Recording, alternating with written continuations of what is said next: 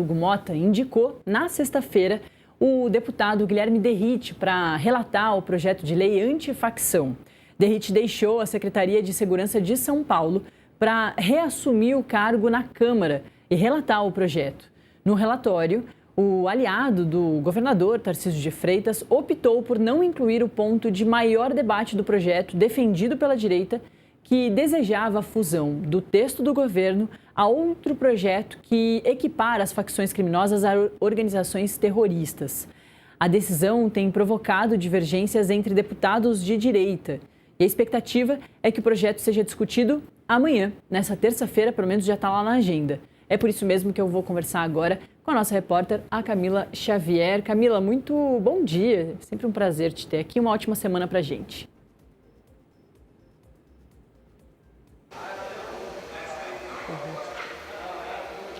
Muito bom dia, Nath. Bom dia quem nos assiste. Uma ótima semana para todos nós. E essa semana já vai começar com essa discussão que vem movimentando bastante aqui a Câmara dos Deputados, principalmente, né, que é onde o projeto está correndo. E essa nomeação, ela já começou bastante polêmica, realmente, do Guilherme Derrite, que é secretário de Segurança Pública lá de São Paulo, se licenciou agora para voltar e conduzir os trabalhos à frente desse PL antifacção. E logo de início, né, tanto o governo federal quanto aliados criticaram essa nomeação. A ministra Gleisi Hoffmann falou que essa indicação de Derrite que ela contamina o debate, falou que ele não deveria ter sido indicado, né? O próprio governo, esses aliados criticam o fato de ele estar ligado ao governo de Tarcísio de Freitas e não estar também atuando aqui na Câmara dos Deputados e agora vir apenas para relatar esse projeto. O deputado federal também, Lindbergh Farias, que é líder do PT aqui na Câmara dos Deputados, também criticou essa nomeação, disse que parece uma tentativa de não aprovar o texto, então existe uma insatisfação por parte do lado do governo em relação ao nome de Guilherme Derrite. E aí, falando um pouco sobre o que ele propõe, né? Porque logo que ele foi indicado, ele já apontou quais pontos ele deve alterar no texto, quais devem ser as contribuições deles, as alterações em relação ao texto que é original do governo federal. Esse texto que foi apresentado e produzido pelo Ministério de Segurança Pública, né, de Justiça e Segurança Pública.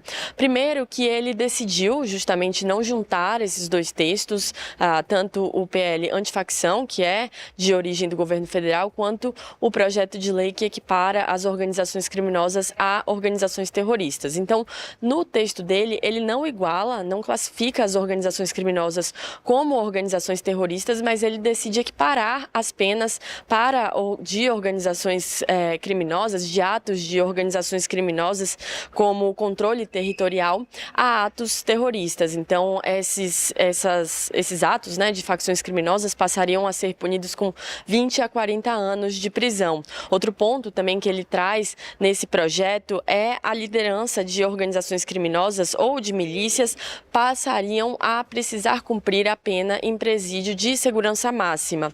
No total, ele acaba alterando 7 leis nesse projeto que ele propõe, tanto o Código Penal quanto a Lei de Execução Penal, a Lei de Terrorismo, Lei de Organização Criminosa, a Lei de Crimes Hediondos, Lei de Drogas e Lei de Armas. E como você falou, Nath, essa discussão está pautada para terça-feira, a votação ainda não deve acontecer nesta semana, nem amanhã, isso por conta da COP30 que começa hoje, tem a abertura hoje, então a previsão é de que aqui o Congresso Nacional, tanto Câmara quanto o Senado Federal, vão estar mais... Que pena, hein? Acho que a gente perdeu o sinal da Camila, mas ela vai voltar daqui a pouquinho. Já voltou, produção? Tá bom, vou tocar aqui e a produção me avisa assim que a Camila voltar a conseguir aqui falar com a gente. A Camila estava falando justamente de um ponto bastante importante dessa semana, que é a COP30, né? E por causa da COP30, as sessões ali no Congresso devem ficar bastante desfalcadas. Essa mesma já foi colocada em plenário virtual para justamente entender que os parlamentares, os deputados, os senadores não estarão, né, em Brasília, estarão muitos lá em Belém do Pará, pelo menos de hoje até o dia 21 de novembro, que é quando perdura a COP30. Nem começou ainda, né? Na semana passada a gente falou bastante sobre a COP30 porque teve esse encontro aqui, né? Esses encontros de líderes, não só dos presidentes, dos chefes de Estado, mas também de ministros, de secretários, de diversas partes, né, importantes para todos os governos. Então teve encontro dos presidentes, já falando sobre as suas metas, mas depois teve encontro de ministros da Fazenda, de secretários da Fazenda do mundo todo, teve também discussão da questão judicial, então teve ministros da Justiça ou órgãos do Judiciário que estão sempre atentos na fiscalização de leis dos países, enfim. Também teve tudo isso lá, esses encontros todos na semana passada. Essa é uma novidade da COP30, até a COP29, todos esses encontros dos líderes acontecia já dentro da COP. Mas a partir da COP30 eles entenderam que seria mais interessante e daria mais andamento para as negociações das metas para os próximos anos se os países já começassem a se encontrar antes com os seus líderes. E aí, chegando nas 2 semanas de COP30, já adiantar as discussões, porque aí os países já entendem quais são os pontos mais importantes para se discutir e não fica aquela discussão, não fica feio na foto deles ali, contrariados. Então, aconteceram esses encontros dos líderes lá na semana passada. Aí, nessa semana, a partir de hoje, começa realmente a COP30. Vai ter o presidente Lula, que passou o final de semana, inclusive, na Colômbia, na CELAC, que foi um encontro bastante importante. Ele participa todos os anos e, claro, teve toda essa discussão do narcotráfico, a influência dos Estados Unidos em relação à Venezuela e à própria Colômbia. E aí, o presidente agora amanhece em Belém e já começa as suas agendas lá na COP30. E é por isso mesmo que a Camila estava reforçando bem no finalzinho ali da fala dela, quando caiu o sinal, de que essa semana vai ser bastante esvaziada, não só essa, mas a próxima também, por causa da COP30, né, Camila? Você já está de volta aqui para continuar concluindo ali a sua primeira fala, a sua primeira participação aqui no Acorda Metrópolis, muito sobre a questão da antifacção, né, do projeto antifacção, mas daqui a pouquinho a gente vai conversar até sobre outros assuntos.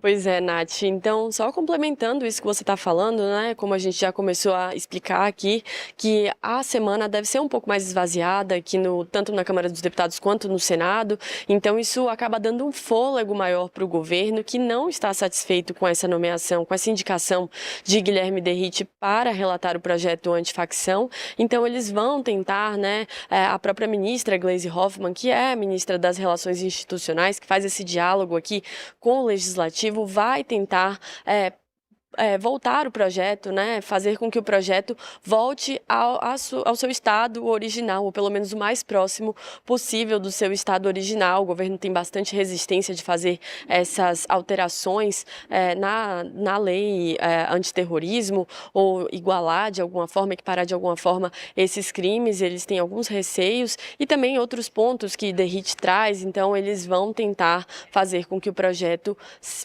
seja aprovado de forma mais parecida com o que o Ministério da Justiça e Segurança Pública propôs. E aí, nesses dias, a gente vai ver essa discussão bastante acirrada aqui na Câmara dos Deputados, Nath. Pois é, Camila, e também, né, depois da aprovação e do envio para sanção presidencial, né, desse que é um dos projetos que agora são mais importantes aí para o presidente Lula, agora a questão do imposto de renda, né, da isenção do imposto de renda para quem recebe até R$5 mil, o Senado deve se debruçar sobre outros 2 projetos de interesse do governo do presidente Lula para destravar a Lei de Diretrizes Orçamentárias, a LDO, que é o conjunto de diretrizes e regras que ditam como o governo federal deverá gastar o orçamento do ano seguinte. A LDO é enviada pelo governo normalmente no primeiro trimestre do ano anterior da vigência, mas a votação foi adiada sucessivamente depois da Câmara dos Deputados adiar e caducar a medida provisória lá do IOF em outubro e, com isso, derrubar as expectativas arrecadatórias do Ministério da Fazenda. E aí, Camila,